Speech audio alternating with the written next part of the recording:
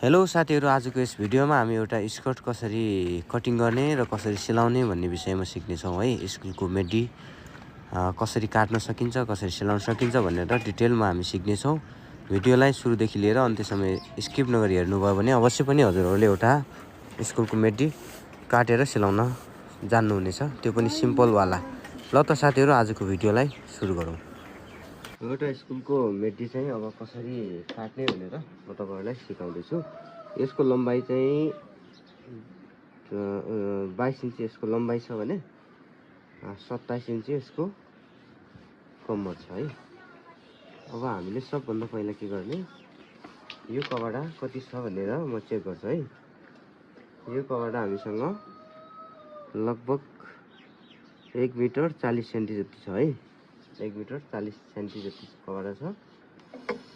अनि चाहिँ अब यसलाई के गर्नु पर्यो, माथिबाट सिधै तल यो अब कति फोल्डमा मैले कभर राखे त, यसमा 4 फोल्डमा कभर राखेको छु है।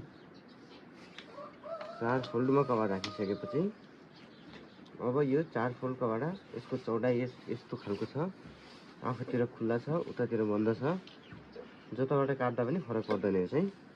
अब यसको 22 इन्ची यहाँसम्म 22 इन्ची पुग्यो। यसमा हाम्रो फोल्डिङ गर्ने 2 इन्ची 24 इन्चीमा मैले काटे। अनि यता साइड पनि 24 इन्चीमा मार्क लगाऊ। अनि 24 इन्चीमा मार्क लगाइसकेपछि अब यसको वारीदेखि पारीसम्म काटौँ।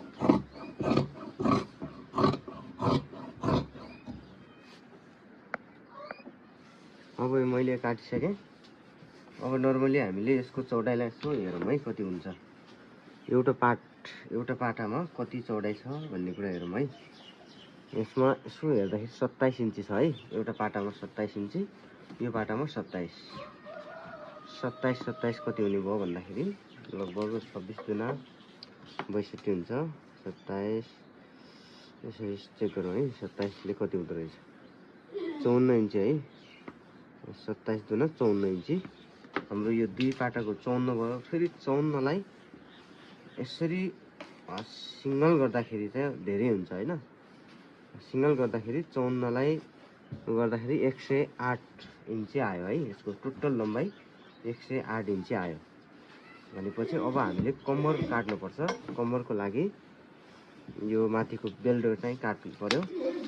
हामीले 4 इन्ची बराबर 4-5 इन्ची बराबर हामीले बेल्ट काटौँ। पछि यसको चाहिँ चौडाइ म्यानेज हुन्छ। 5 इन्ची यसको चौडाइ काट्दिएँ मैले। अनि त्यसपछि